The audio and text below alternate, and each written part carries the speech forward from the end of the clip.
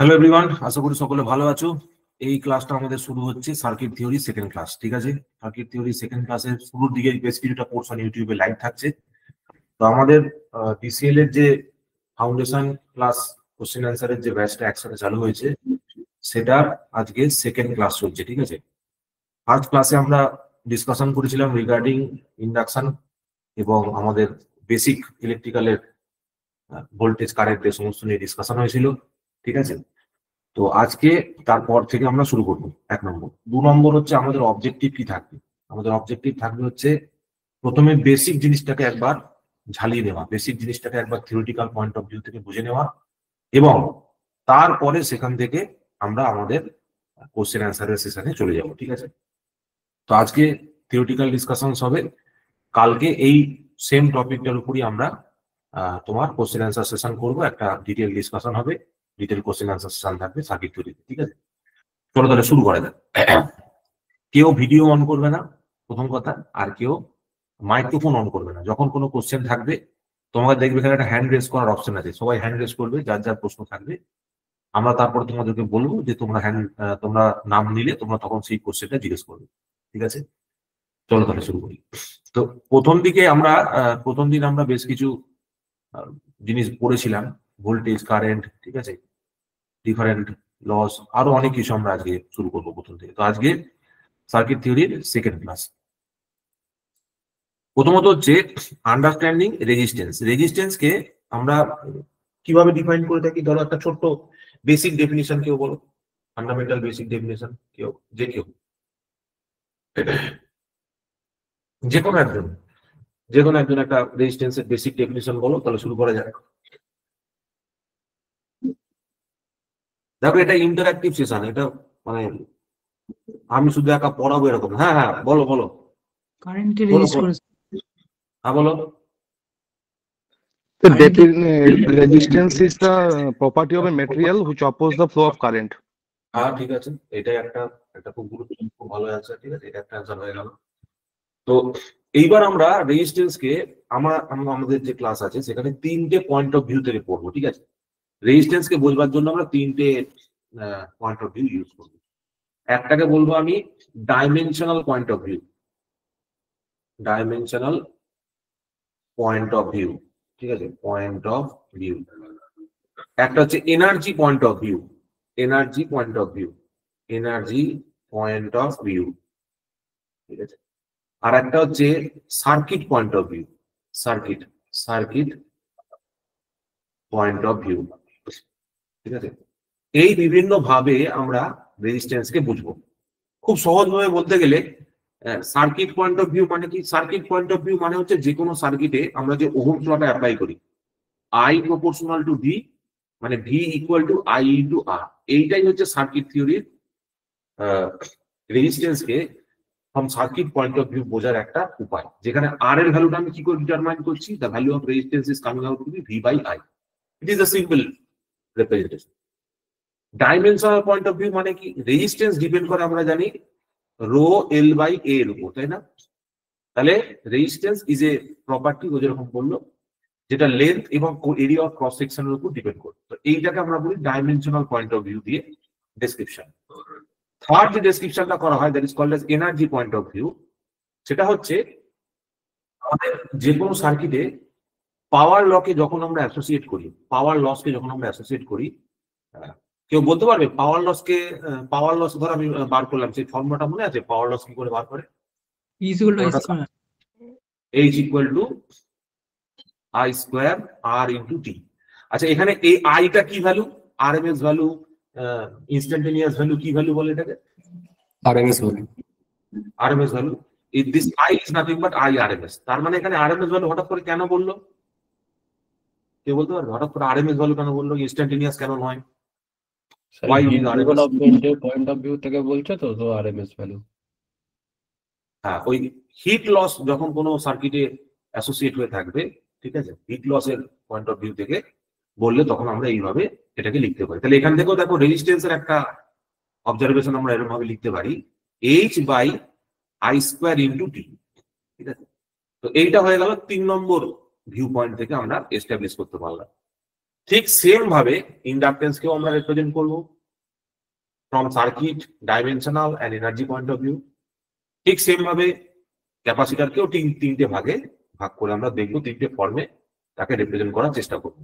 ঠিক আছে, তো এইটাই দেখো আমরা এখানে লিখেছি যে কিভাবে রেজিস্ট্যান্সটা ভ্যারি করছে from the circuit point of view. তো এখান থেকে দেখো আমরা জানি টেম্পারেচারের রেসপেক্টে রেজিস্ট্যান্স চেঞ্জ হয়। যদি টেম্পারেচার বাড়ানো হয় তাহলে রেজিস্ট্যান্স বাড়ে না কমে? যদি কোনো বাড়ে স্যার। দেখো কতটা বাড়েও ভুল আবার কমেও ভুল, কেন বলতো? বাড়া বা কমা নির্ভর করবে আর সেমিকন্ডাক্টর ইনসুলেটর হলে কমবে। হ্যাঁ, মেটেরিয়ালটা কি তুমি চুজ করেছো। ঠিক আছে, যদি তোমার মেটেরিয়ালটা একটা কন্ডাক্টর হয়ে থাকে বা একটা মেটাল হয়ে থাকে, in that case the value of alpha is temperature coefficient of resistance is positive. ঠিক আছে, temperature coefficient of resistance alpha যদি পজিটিভ হয় তার মানে হচ্ছে টোটাল ওভারঅল রেজিস্ট্যান্সটা বাড়ে। ঠিক আছে, আবার whereas যদি temperature coefficient of resistance negative হয়ে যায়, if the value of alpha becomes negative, তাহলে কি হয়ে যাবে? ওভারঅল রেজিস্ট্যান্স ভ্যালুটা কমে যাবে, যেটা আমরা একটা ইনসুলেটর এবং সেমিকন্ডাক্টরের ক্ষেত্রে নোটিস করে থাকি। তাই তো এখান থেকে একটা কোশ্চেন আছে যে কার্বনের টেম্পারেচার কোএফিসিয়েন্ট অফ রেজিস্ট্যান্স কত, বা কার্বনের রেজিস্ট্যান্স নেগেটিভ স্যার। নেগেটিভ। কার্বনের কোশ্চেন এরকম ভাবে দেয় যে কার্বনের resistance with increase in temperature কি হবে, বাড়বে, কমবে, একই থাকবে? এরকম একটা কোশ্চেন কিন্তু থাকে। কমবে স্যার। কমবে। এনার্জি পয়েন্ট অফ ভিউ থেকে রেজিস্ট্যান্সকে এক্সপ্লেন করেছি, H equal to I square RT। এটাই, এখানে একটা ছোট প্রবলেম আছে, এটা করে দেখবে। এই প্রবলেমটার একটা ছোট্ট একটা প্রবলেম, ঠিক আছে, জাস্ট একটু মাথা কাটাও, তাহলে আশা করি তোমরা করতে পারবে। করো, এটা করো, করার চেষ্টা করো। আচ্ছা, পুরোনো যারা অলরেডি এই ক্লাসগুলো করেছো আগে থেকে, তারা একটু যেহেতু জিনিসটা জানো মোটামুটি, সকলকে সুযোগ দেবে পড়ার। ঠিক আছে, যারা নতুন সকলে পার্টিসিপেট করবে। এটা আই স্কয়ার আর লাগবে তো, মানে স্যার এটা অপশনটা হবে স্যার সি 100 ohms 10 watts। আচ্ছা, একটা অ্যান্সার আসছে 100 ohms 10 watts। আচ্ছা, আর কেউ?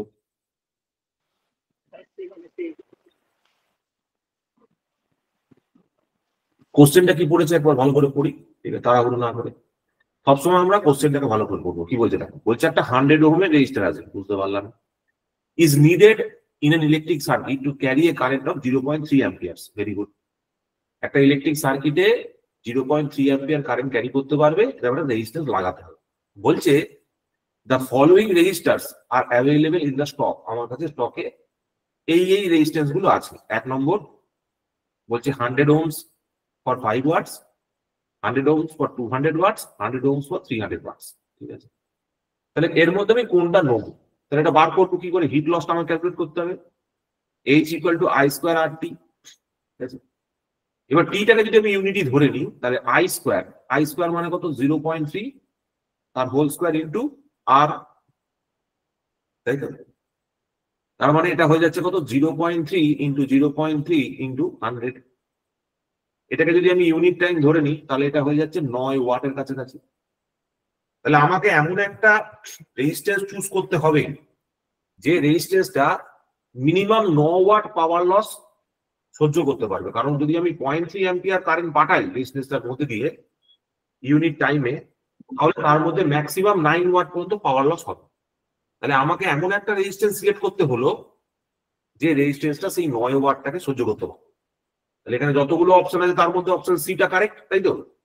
বাদ বাকি দুটো তো 9 ওয়াটের থেকে কম। যদি 9 ওয়াটের থেকে কম হয় তাহলে কেটে যাবে, আমি সার্কিটে ইউজ করতে পারবো না। ঠিক আছে, আচ্ছা, তোমাদের একটা জিনিস বলে রাখি, তোমাদের ক্লাস শুরু হচ্ছে 3টে থেকে। 3:10 মধ্যে যারা ঢুকবে তাদেরকে অ্যালাউ করবো, 3:10 পরে যারা ঢুকবে তাদেরকে অ্যালাউ করবো না। আজকে ফার্স্ট দিন বলতে যান, ঠিক আছে? এটা স্ট্রিক্টলি ফলো করবে। তো এটা হলো প্রথম পয়েন্ট। এবার দেখো, জিওমেট্রিক পয়েন্ট অফ ভিউ বা ডাইমেনশনাল পয়েন্ট অফ ভিউ থেকে যেরকম ভাবে তোমাদের বললাম যে এই সম্পর্কটা আমরা আগের দিনই এস্টাবলিশ করেছিলাম, যে equal to sigma into E, point comma কোণটা। সেখান থেকে যদি আমি এরকম ভাবে সিম্পলিফিকেশন করি, তাহলে আর এর একটা সম্পর্ক চলে আসে রো এল বাই এ দিয়ে। এটা আমরা জানি, এটা আমরা বুঝলাম। এখানে ওই রকম একটা প্রবলেম দিয়েছে, rho L by A through দিয়ে একটা ছোট্ট অবজেক্টিভ অঙ্ক করতে দেওয়া আছে, ঠিক আছে?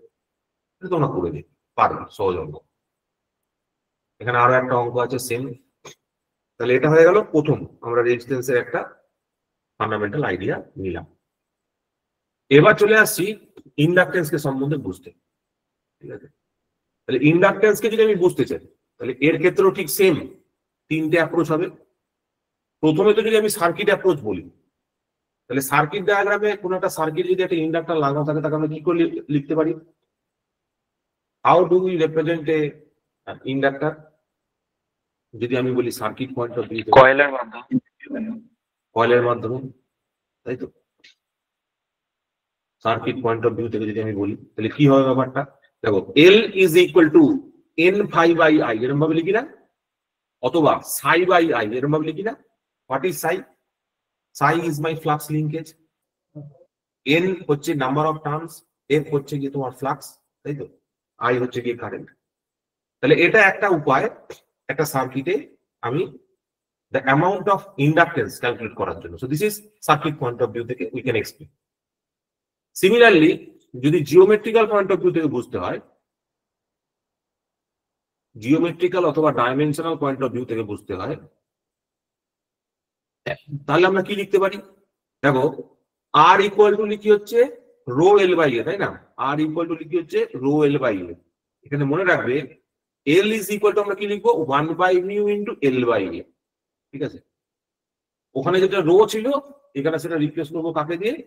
1 বাই মিউ দিয়ে। Mu is the permeability of the medium, ঠিক আছে? এইভাবে আমরা এটাকে লিখতে পারবো। আর যেটা পয়েন্ট অফ ভিউ আছে, হ্যাঁ বলো। এটা এস ইকুয়ালস টু হয় না? Sorry sorry sorry sorry sorry, very sorry, very sorry. ওটা এন স্কোয়ার বাই এস লেখা যায়। তাহলে এস সমান সমান কি লিখতে পারবো? রেজিস্ট্যান্সের অনুনাম হিসাবে 1 by mu into L by A. তাহলে এবার বলো এল কে কি লিখতে পারি? N square by S. হ্যাঁ, N square by S. N square by S. ওইটা কোত্থেকে আসছে? এল ইজ ইকুয়াল টু, আর একটা ও যেরকম বললো, এন স্কোয়ার বাই এস, এইভাবে লেখা যেতে পারে, ঠিক আছে? এইরকম একটা ফর্ম আমি এলটাকে লিখতে পারি। তাহলে এখান থেকে দেখো ডাইমেনশনাল ফর্মটা তোমার চলে আসবে এন স্কোয়ার ডিভাইডেড বাই, নিচে চলে আসছে এল, উপরে চলে আসছে মিউ ইন্টু এ, ঠিক আছে? তাহলে N square mu A by L, এইটা হয়ে যাচ্ছে, থ্যাংক ইউ, এইটা হয়ে যাচ্ছে আমাদের ডাইমেনশনাল রিপ্রেজেন্টেশন অফ তোমার ইন্ডাক্টর। দেখো এইখানে যেটা লিখেছি আর আর এস, এগুলো হচ্ছে ইকুইভ্যালেন্ট। যেটা ইলেকট্রিক্যাল সার্কিটের রেজিস্ট্যান্স, সেইটাই ম্যাগনেটিক সার্কিটের ক্ষেত্রে কি বলি? রিলাক্টেন্স বলি না? এস মানে কি? এস মানে রিলাক্টেন্স, তাই না? আর মানে কি? আর মানে রেজিস্ট্যান্স। আমি দুটোকে কম্পেয়ার করলাম।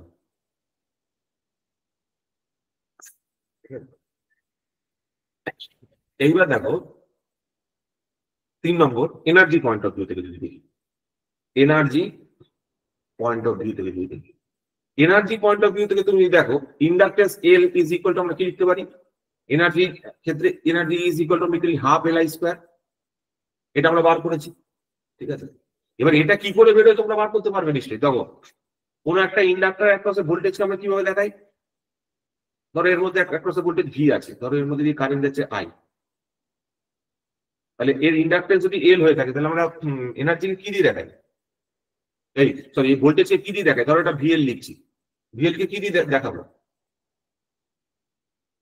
এরকম ভাবে লিখতে পারি না? VL is equal to L into dI of টি,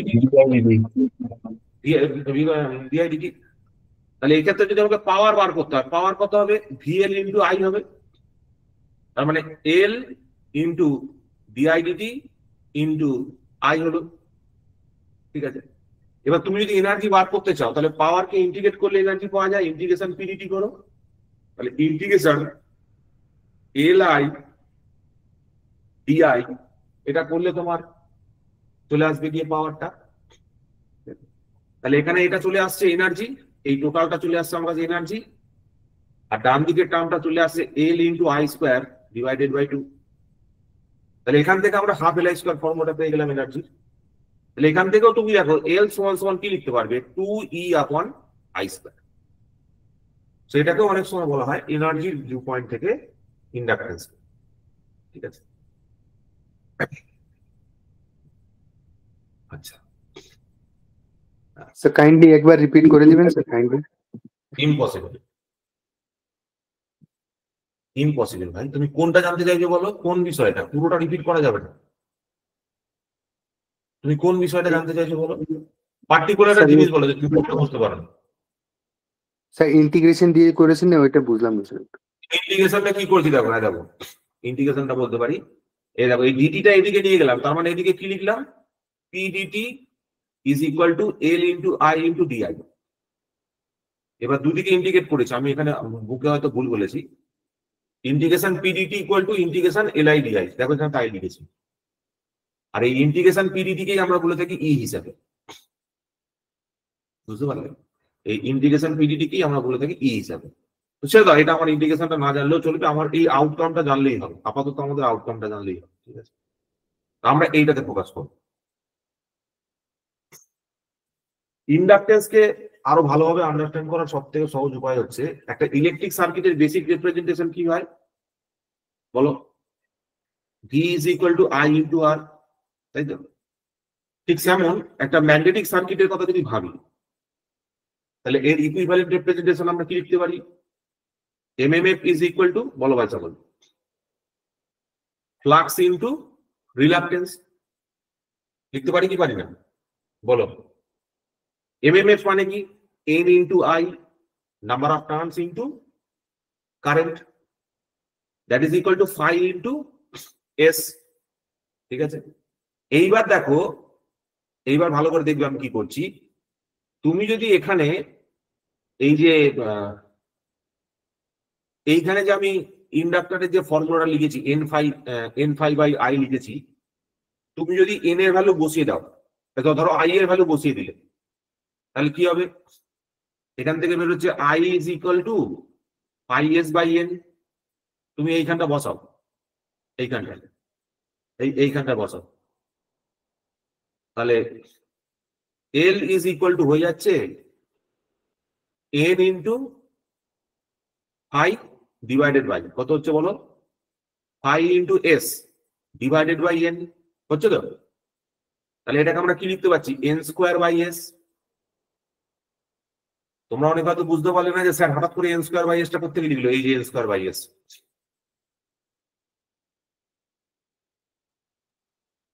বুঝতে পারলে কি করলাম? অনেকের হয়তো মনে হতে পারে যে স্যার এই এন স্কোয়ার বাই এসটাকে লিখবেন কোত্থেকে, তো সেইটা আমি দেখিয়ে দিলাম। ইলেকট্রিক সার্কিটের জন্য আমাদের এইটা, আর ম্যাগনেটিক সার্কিটের জন্য এইটা হচ্ছে আমাদের রিপ্রেজেন্টেশন, তাই না? বুঝতে পারলে? দেখো কোথা থেকে এন স্কোয়ার বাই এসটা এলো, বুঝতে পারলে কিনা বলো? স্যার হ্যাঁ বলো। বলছিলাম যে S is equal to 1 by mu যেটা লিখেছেন ওটা কি রিপ্রেজেন্ট করছে, রেজিস্ট্যান্সটা? এটা হচ্ছে ইকুইভ্যালেন্ট, এটা হচ্ছে 1 বাই মিউ যেটা, সেটা হচ্ছে ইকুইভ্যালেন্ট। তুমি যদি ভাবতে চাও আর রেজিস্টিভিটি ইকুইভ্যালেন্ট আছে, তুমি এটা কম্পেয়ার করতে পারো। অ্যাকচুয়ালি আমার প্রুফ করে দেখানো উচিত ছিল এইখান থেকে প্রুফ করে এখান থেকে যাওয়া উচিত ছিল। আমি ডাইরেক্টলি এই ফর্মুলাটা আসার জন্য লিখলাম। তোমাদের এই ফর্মুলাটা ইম্পর্টেন্ট। আর এইটা যেটা বললাম সেটা হচ্ছে কম্পারেটিভ ওয়েতে তুমি মনে রাখতে পারো দুটো টার্মকে। ঠিক আছে, দুটো টার্মকে একসাথে কম্পারেটিভ ওয়েতে মনে রাখার একটা পদ্ধতি তোমাদের বললাম। তাহলে এখান থেকে লিঙ্ক করতে পারলে তো এন স্কোয়ার বাই এস করতে গেল, আশা করি বোঝা গেছে। আশা করি বোঝা গেছে। দ্বিতীয় একটা প্রশ্ন এখান থেকে তৈরি হতে পারে যে স্যার, আচ্ছা এটা আপাতত হলো, এটা আপাতত মোটামুটি খানিকটা হলো আইডিয়া করা গেল, তাই তো? তাহলে আমাদের ফান্ডামেন্টাল এই 3-4টে ইকুয়েশন কিন্তু গুরুত্বপূর্ণ। একটা হচ্ছে কি, L is equal to 2E by I square, এখান থেকে প্রশ্ন আছে। Second, S is equal to 1 by mu into L by A. ঠিক আছে, সব থেকে গুরুত্বপূর্ণ হচ্ছে L is equal to N square by S, that is equal to N square mu A by L. ঠিক আছে, আর এইখানে উপরে যে ফান্ডামেন্টাল ইকুয়েশনটা লিখেছি তোমার L is equal to psi by I অথবা এন ফাই বাই আই। ঠিক আছে, এগুলো আমাদেরকে কিন্তু খেয়াল রাখতে হবে। বাদ বাকি এই প্রুফ টুফ গুলো তুমি মনে রাখতে পারো, নাও রাখতে পারো, ঠিক আছে। বাট এই দুটো ইকুয়েশন, ইলেকট্রিক্যাল সার্কিট এবং ইকুইভ্যালেন্ট ম্যাগনেটিক সার্কিট, এই দুটোকে আমাকে খেয়াল রাখতেই হবে। আচ্ছা, পুরনো ছেলে কেউ বলবি না, ঠিক আছে। আচ্ছা, আমি যে কম্পারিজন দুটো করলাম ইলেকট্রিক সার্কিট আর ম্যাগনেটিক সার্কিটের ইকুয়েশন 1 এবং 2 তে, is it correct or is it wrong? পুরনো ছেলেটা বলবি না কেউ। ইলেকট্রিক্যাল সার্কিটের ভি ইকুয়াল টু আইআর আর ম্যাগনেটিক সার্কিটের MMF is equal to phi into S, এটা করাটাকে আমার ঠিক হয়েছে না ভুল হয়েছে?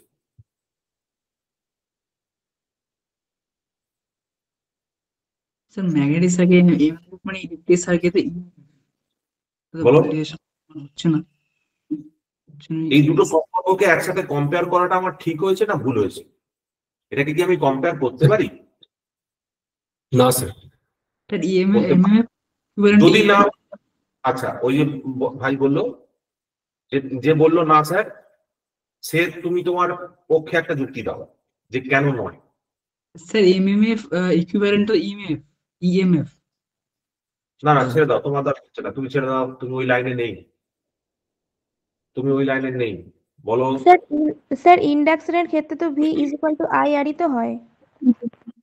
না, আমার প্রশ্নটা বুঝতে পারলে না। প্রশ্নটা হচ্ছে, ধরো একটা ইলেকট্রিক সার্কিট আছে, সেই ইলেকট্রিক সার্কিটকে আমি যে ম্যাগনেটিক সার্কিটের ইকুইভ্যালেন্ট বলে কম্পেয়ার করলাম দুটোকে, এই কম্প্যারিজনটা কি ঠিক না ভুল? স্যার আমার মনে হচ্ছে ঠিকই আছে। আচ্ছা, এই জিনিসটাকে একটু ভালো করে বুঝতে হবে, কারণ এটা ফান্ডামেন্টাল। এইটা যদি আমার বোঝা যায়, যদি আমি এটা বুঝে ফেলি, তার মানে আমার অনেকটা বোঝা হয়ে যায়, ঠিক আছে। যদি এটা আমার বোঝা হয়ে যায়, তার মানে আমার অনেকটাই বোঝা হয়ে যায়। চলে আসি যুক্তিটাতে।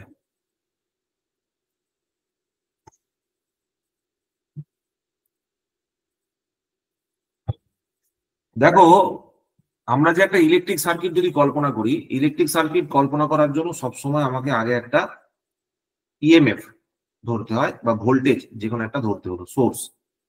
তারপরে ধরো তার এগেনস্টে কোনো একটা লোড ধরলাম, সেই লোডের যদি রেজিস্ট্যান্স আর হয়ে থাকে, কারেন্ট যদি আই গিয়ে থাকে, তাহলে V equal to I into R আমি লিখে দিলাম, ঠিক আছে।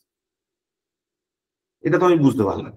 কিন্তু যদি একটা ম্যাগনেটিক সার্কিট হয়, ধরো একটা ম্যাগনেটিক সার্কিট আছে, এরকম ভাবে একটা ম্যাগনেটিক সার্কিট দেখাচ্ছি, তাহলে এখানে আমি কি দেখাই? এমএমএফ দেখাই, মানে এন ইন্টু আই, বা এটাকে আমি এমএমএফ দিয়ে লিখছি। এর মধ্যে দিয়ে কি ফ্লো হচ্ছে? ফ্লাক্স ফ্লো হচ্ছে।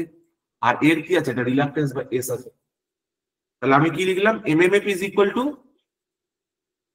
ফাই ইন্টু এস লিখলাম। এই যে সম্পর্কটা, এই সম্পর্কটা খানিকটা জায়গা পর্যন্ত ঠিক আছে, পুরোটা না, ঠিক আছে। এবার কেউ পুরনো ছেলে বলো,